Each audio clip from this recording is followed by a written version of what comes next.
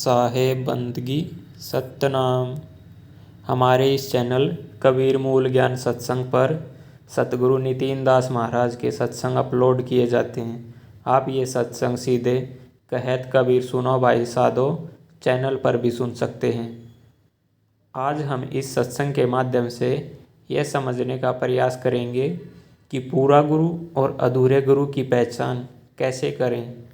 कौन से गुरु आपकी सुरती को किसके साथ जोड़ते हैं। सुरती की चाल 4 तरह की होती हैं। पहली चाल होती है चींटी की, दूसरी चाल होती है मकड़ी की, तीसरी चाल होती है मछली की और चौथी चाल होती है पक्षी की। इसको विहंगम चाल भी कहते हैं। पहली चाल में, चींटी की चाल में, ये सुरती की पहली चाल होती है। इसमें ऐसा होता है कि जो गुरु होता है वो आपको पिंड के चक्रों की साधना करने के लिए बोलते हैं। और दूसरी में मकड़ी की चाल में, यह सुरती की दूसरी चाल होती है। इसमें ऐसा होता है कि जो गुरु होता है वो आपको अनहद नाद के बारे में बताते हैं। ये नाद 5 तत्वों की होती है। जब हम अपनी सारी सुरती को इकट्ठा कर अपने शरीर के अंदर समेट लेते हैं, उसके बाद ये 5 तत्वों की धुन सुनाई देती है। मछली की चाल ये सुरती की तीसरी चाल होती है। इसमें ऐसा होता है कि जो गुरु होता है वो आपको श्वासों में आपकी सुरती को लगाने की बारे में बताता है। चौथी चाल विहंगम चाल या पक्षी की चाल, ये सुरती की चौथी चाल होती है। इसमें ऐसा होता है कि जो सतगुरु होता है वो आपकी सुरती को सीधे शब्द गुरु में लगाने के लिए उसका भेद बताता है, जिसको बोला और लिखा नहीं जा सकता। उसको सार शब्द कहते हैं और उसे केवल एक भेदी सतगुरु ही बता सकता है। तो भाइयों, आज हम सतगुरु नितिन दास महाराज के इस सत्संग के माध्यम से और गहराई से समझने का प्रयास करेंगे। तो आप सब अपना विवेक लगाकर सुने और उस पर विचार करें। साहेब बंदगी सतनाम। आध्यात्मिक जो चालें होती हैं, जो सुरती की चाल होती है, वो 4 प्रकार की होती है अध्यात्म में। पहली चाल होती है दोस्तों चींटी की, दूसरी चाल होती है मकड़ी की, तीसरी चाल होती है मछली की, चौथी चाल होती है पक्षी की। दोस्तों ये केवल चाल है, इसका मतलब ये नहीं कि आपको कोई गुरु चींटी, मकड़ी, मछली या कोई पक्षी बना देगा। ऐसा नहीं है दोस्तों। कई स्वयंभू जो आत्मज्ञानी बने हुए हैं वो ये सोचते हैं कि कबीर साहब हमेशा पक्षी की चाल की बात करते हैं, विहंगम चाल की बात करते हैं, तो कबीर साहब आपको पक्षी बना देंगे।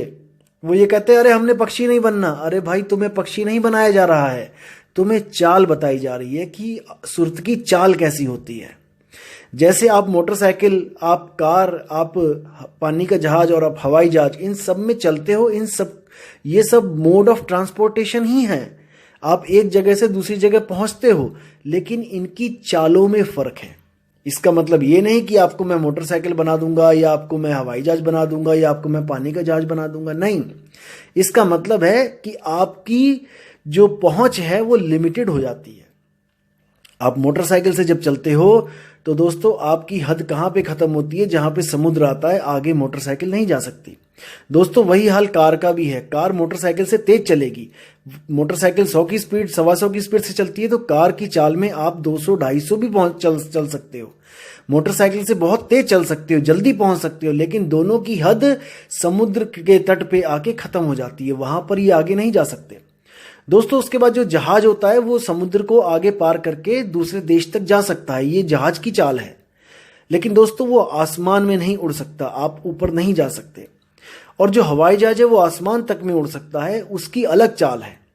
तो इन चालों को भी समझना पड़ेगा, ना कि आपको कोई पक्षी और कोई मकड़ी बनाने की बात कर रहा है। अज्ञानी बंदा हमेशा शब्दों में ही उलझ जाता है, भाव को नहीं पकड़ता। तो सबसे पहले बात करते हैं चींटी की चाल।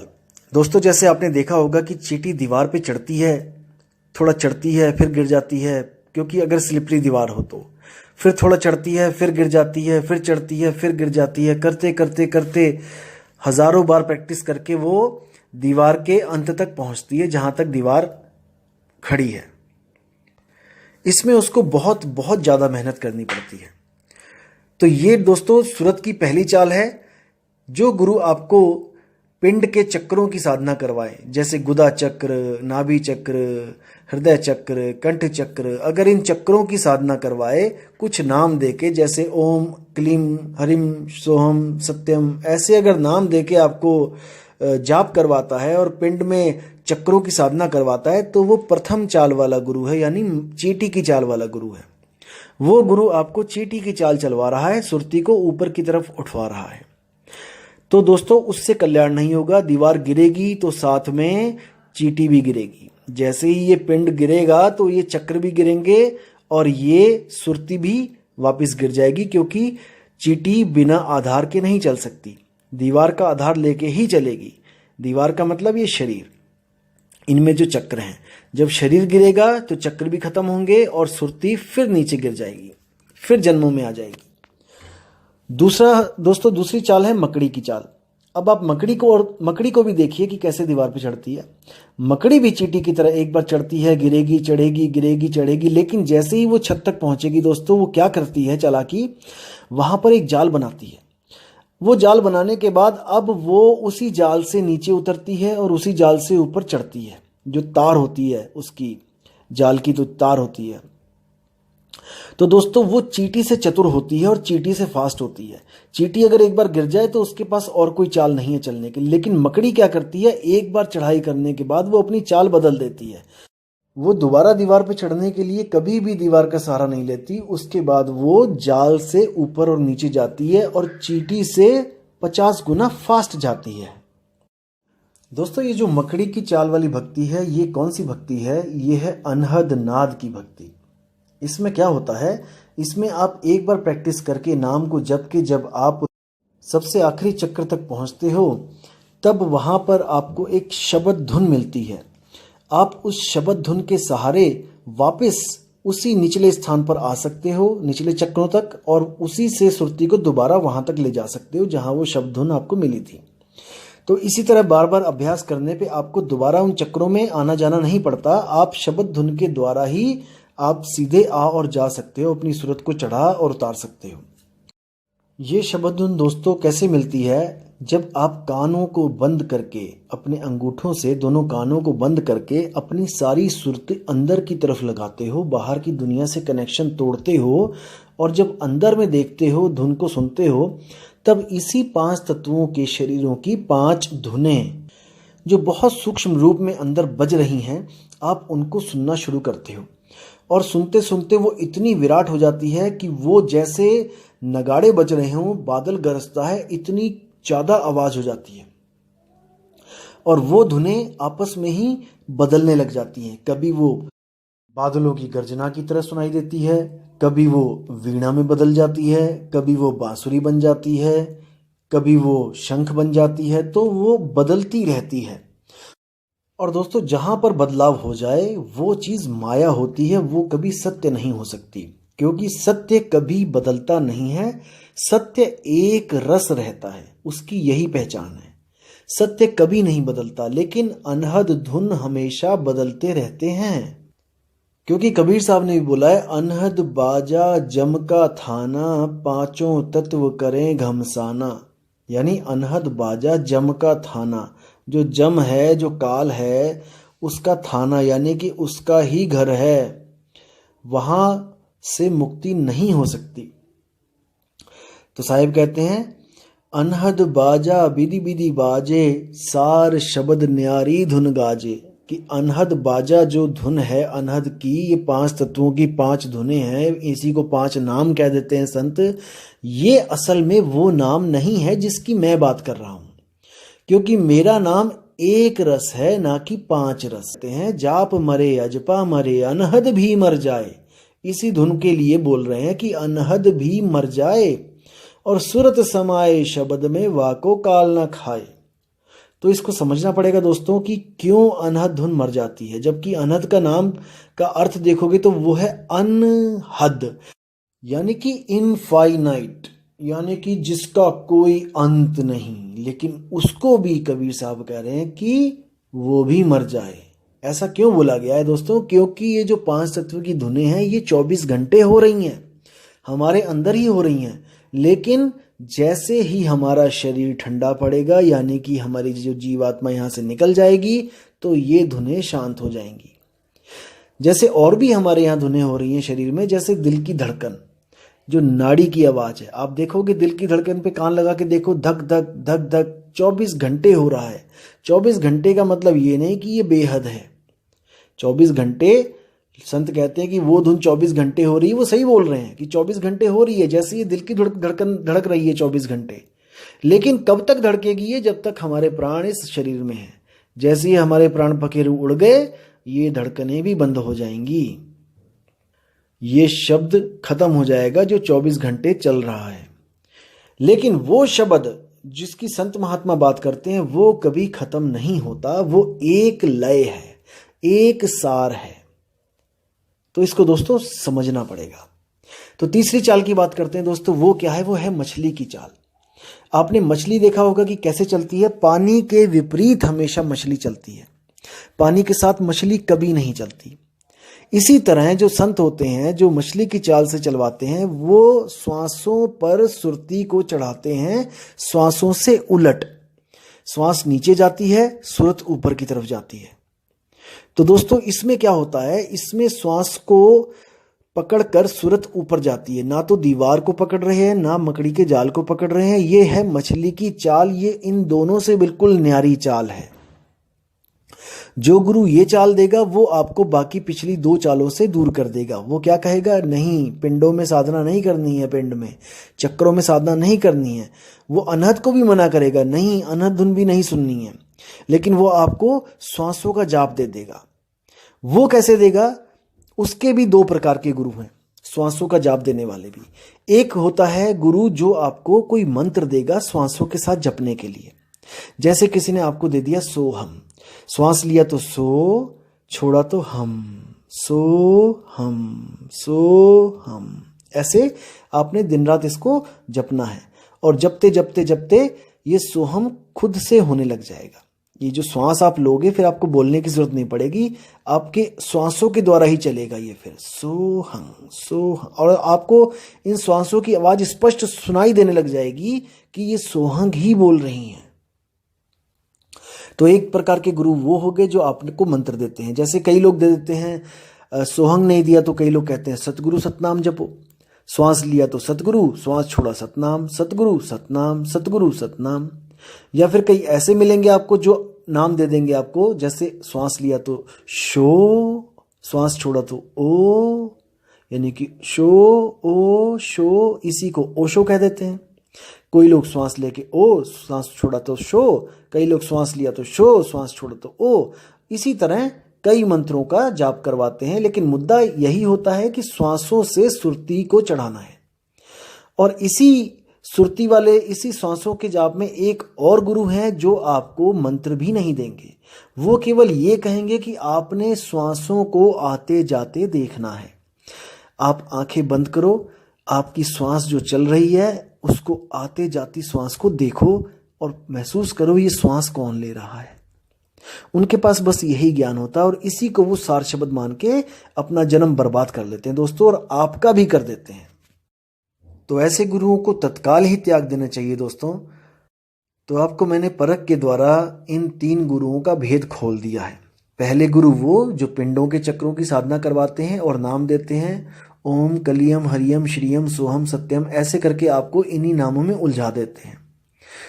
दूसरे प्रकार के दो जो गुरु होते हैं वो कौन है? जो 5 नाम देते हैं, ज्योत निरंजन, ओंकार, रारंकार, सोहंग, सतनाम। इन 5 नामों को ही कहते हैं कि यही 5 धुनों के नाम हैं। वो यही नाम आगे जाके धुनों में कन्वर्ट हो जाते हैं, और वही 5 धुन अनहद नाद को ये सत्य मानकर बैठ जाते हैं। उसी अनहद को ये परमात्मा कहते हैं, और कबीर साहब उसी अनहद को कहते हैं कि अनहद भी मर जाए। तो इनका जो परमात्मा अनहद है वो कबीर साहब की नज़रों में वो भी मर जाता है। अब आगे जो तीसरा गुरु मैंने बताया है वो आपको सोहंग का जाप देते हैं या सतगुरु सतनाम का जाप देते हैं या ओ शो का जाप देते हैं, कोई भी श्वासों का जाप देते हैं, या फिर नहीं भी देते हैं तो आपको श्वासों को ध्यान से देखने की बात करते हैं। ऐसे तीनों गुरुओं को तत्काल ही त्याग देना चाहिए, लेकिन तब त्यागना चाहिए जब आपको इनसे आगे का रास्ता पता लग जाए तब। वरना दोस्तों पीछे वाले को भी छोड़ दिया और आगे वाले का पता नहीं, तब तो भवजल में जाना ही जाना पड़ेगा।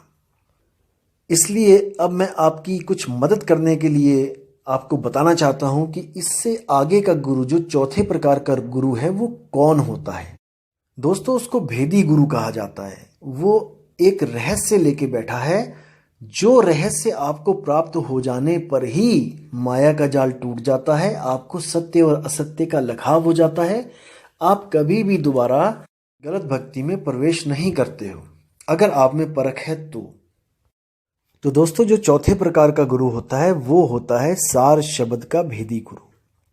सार शब्द क्या चीज होती है? सार शब्द एक ऐसा शब्द है जो बोलने, लिखने, पढ़ने में नहीं आता है और वो शब्द कभी बदलता नहीं है, क्योंकि कबीर साहब कहते हैं कि जो बदले सो माया संतों, जो बदल गया वो माया है, वो कभी शब्द नहीं हो सकता, सच्चा शब्द नहीं हो सकता, क्योंकि सच्चा शब्द ही परमात्मा है और परमात्मा कभी बदलता नहीं, वो एक रस है।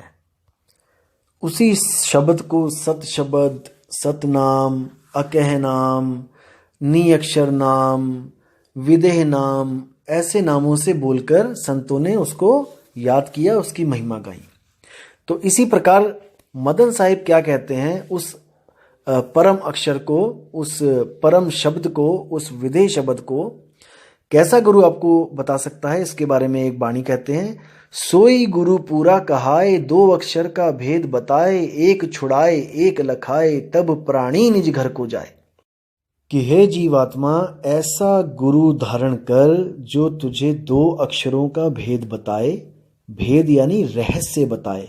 कोई नाम ना जपवा दे, कहीं दो अक्षर जपने बैठ गए, ओम सोहम या फिर और कोई हरे कृष्णा या फिर कोई जय हनुमान या फिर जय कबीर, सत साहिब, ऐसा कुछ नहीं जपवाए। सोई गुरु पूरा कहाए, दो अक्षर का भेद बताए, उसका रहस्य बताए दो अक्षरों का। पहला अक्षर क्या है? पहला अक्षर जो हमारी भाषाओं के अक्षर होते हैं, का खा गा, ए बी सी, उड़ा एड़ा ईड़ी, अलिफ बे ते, जितने भी इस दुनिया में अक्षर हैं उनका भेद बताए कि ये मनुष्य ने बनाए हैं, ये सच्चा शब्द नहीं है, ये जीभ्या द्वारा प्रकट होते हैं, असल में इनकी असलियत कुछ भी नहीं है, ये मायावी अक्षर हैं, क्योंकि ये बदल जाते हैं। होंठ कंठ लागे नहीं, जीव्या नहीं उच्चार, गुप्त वस्तु जो लखै, सो निज हंस हमार। कबीर साहब कहते हैं होंठ कंठ लागे नहीं, ऐसे अक्षर की बात करो जिसमें होंठ कंठ जीव्या नहीं लगती है। जो उस अक्षर की बात करता है गुरु, उसकी शरण में जाओ। कैसे? दो अक्षर का भेद बताए, एक छुड़ाए एक लखाए, 52 अक्षरों को छुड़वा दे, काखा गा वाले नामों को छुड़वा दे। कैसे? जैसे हमने सोचा कि राम ये कोई नाम है जिससे मुक्ति होगी, तो राम, ये राम कब पैदा हुआ, कब प्रकट हुआ, कब आया? जो राम का नाम जो आपने लिखा है, ये राम कब आया? जब हिंदी भाषा के, संस्कृत भाषा के अक्षर अस्तित्व में आए तब। जब आदि मानव था, कुछ बोलता नहीं था, कुछ कहता नहीं था, कोई बात लिखता नहीं था, तब ये राम कहाँ था, तब ये राम का नाम कहाँ था। ऐसे ही कबीर, कोई कहता है कि कबीर कबीर करके मुक्ति होगी, तो कबीर का कहाँ से आया? अगर वो 52 अक्षर नहीं आए थे तब। कबीर 3 अक्षरों से हुआ है, लेकिन वो तब बना है जब 52 अक्षर पैदा हुए हैं, जब 52 अक्षर पूरे अस्तित्व में आए हैं, तब उससे अनंतों नाम बने हैं। इसीलिए कबीर साहब ने बोला है बाणी 340 पेज नंबर गुरु ग्रंथ साहब में कि 52 आखर लोक त्रय, सब कुछ इन्हीं माही, ये आखर खिर जाएंगे वो आखर इनमें नाही। कि हे हंस जीवात्मा, ये 52 अक्षर तुमने ही पैदा किए हैं, किसी इंसान ने ही पैदा किए हैं, और तुमने उस इंसान ने उन्हीं अक्षरों में से भगवान का भी एक नाम रख दिया। उसने एक रखा और आने वाले लोगों ने अनंत नाम रखते चले गए, अनंत मंत्र बनाते चले गए और उसको जप कर मुक्ति का आस लगा के बैठे, मुक्ति की आस लगा के बैठ गए कि हमें मुक्ति मिल जाएगी। किन नामों से? जो नाम मैन मेड हैं, जो इंसान ने बनाए हैं। लेकिन साहिब क्या कहते हैं कि वो नाम किसी ने नहीं बनाया, वो स्वयं से प्रकट होता है, स्वयं से होता है, स्वयं से अस्तित्व में है। 52 आखर लोक त्रय सब कुछ इन्हीं माही, ये आखर खिर जाएंगे, ये अक्षर खंडित हो जाएंगे, किसी दिन ये खत्म हो जाएंगे। जब तुम्हारे अस्तित्व खत्म होगा ये अक्षर भी खत्म हो जाएंगे, लेकिन वो आखर इनमें नहीं। वो जो सच्चा शब्द, सच्चा अक्षर है, वो इन 52 अक्षरों में नहीं है। गुरु ग्रंथ साहब के अंग नंबर 343 पे भी कबीर साहब ने साफ साफ स्पष्ट लफ्जों में सीधे बोला कि 52 आखर जोरे आन, सक्या न अक्षर एक पहचान, सत का शब्द कबीरा कहे, पंडित होए सो अनभय रहे। अनभय यानी अनभय, डर ना हो जिसको। पंडित लोग कहो व्यवहार, ज्ञानवंत को तत्व विचार, जाके जिय जैसी बुद्धि होई, कहे कबीर जानेगा सोई। कितना स्पष्ट बोल दिया उन्होंने कि 52 आखर जोरे आन, कि जितने भी गुरु आ रहे हैं ये सब क्या कर रहे हैं? 52 आखर जोरे आन, ये 52 अक्षरों में से ही कोई ना कोई अक्षर पकड़ पकड़ के उसका नया नाम बना के उसको अपने भक्तों को दे देते हैं कि इनको जपो। बिल्कुल गलत है।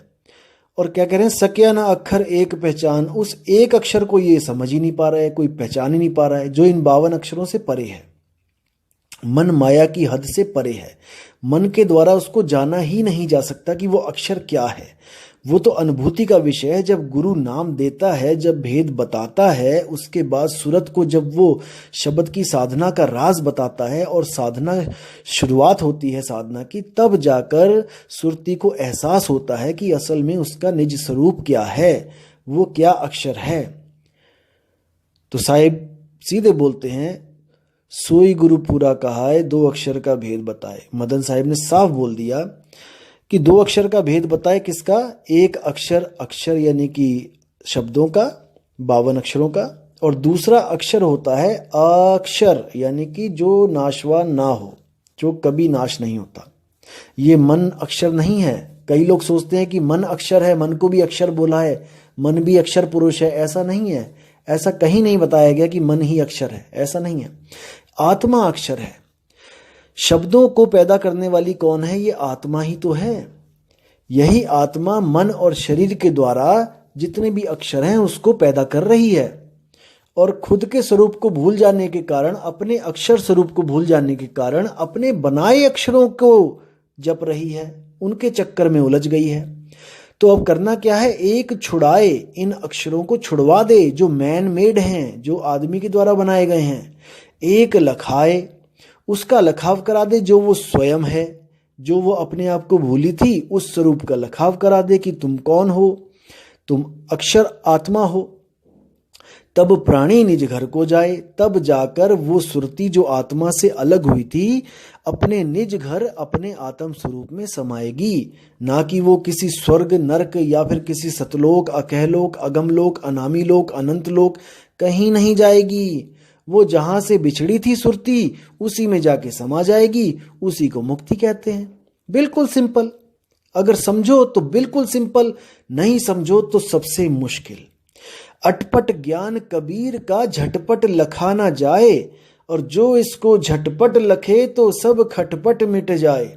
कितनी सुंदर वाणी बोली है कि अगर समझो तो कुछ भी नहीं है, अगर ना समझो तो ये बहुत बड़ा पहाड़ है जो नहीं समझ में आता है।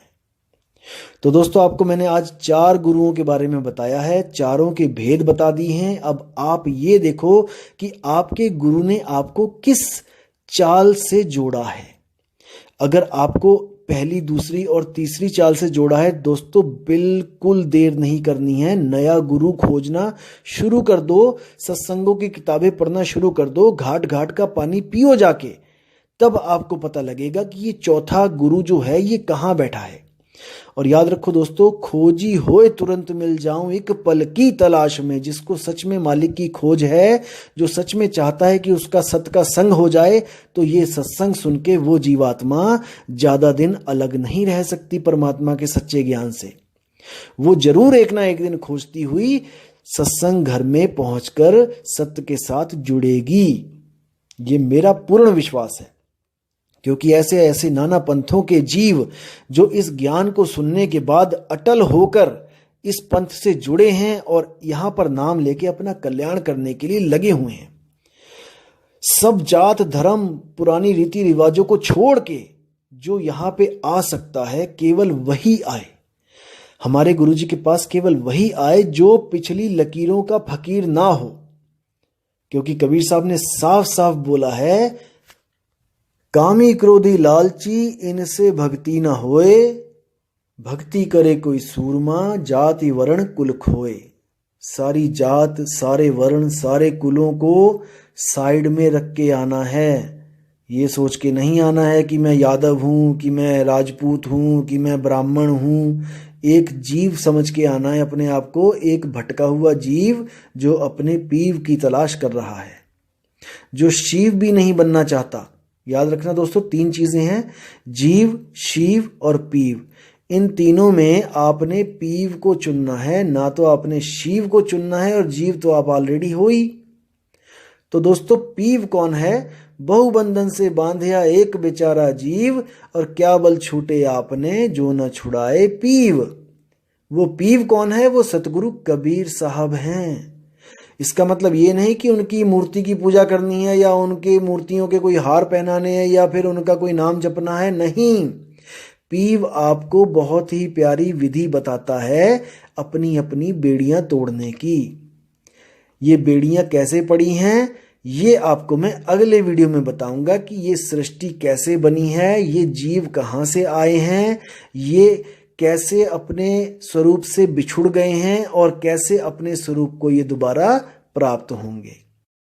तो दोस्तों, उम्मीद करता हूं कि इस ऑडियो से आपके सारे सवाल खत्म हो चुके होंगे, सारे भ्रम दूर हो गए होंगे गुरुओं के रिगार्डिंग, कि गुरु कैसा होना चाहिए। तो दोस्तों, इसी के साथ मैं विराम देता हूं, और अगली ऑडियो बहुत जल्दी आपके सामने मैं पोस्ट करूंगा। और आप हमेशा अपने विवेक को जगाए रखें, अपने विवेक को काम पे लगाए रखें, क्योंकि ये विवेक ही है दोस्तों जो आपको जन्म मरण से मुक्ति का जो आपको सहारा है। अगर आप विवेक यूज नहीं करोगे तो हमारी गिनती पशुओं में ही होगी, क्योंकि पशु विवेक नहीं कर सकते, बाकी सब कर सकते हैं जो हम कर रहे हैं। तो दोस्तों, विवेकी गुरु को सलाम, विवेकी शिष्य को सलाम, और इसी के साथ मैं आपसे विदा लेता हूं। अगली बार मैं फिर जल्दी आऊंगा और एक नई ऑडियो के साथ।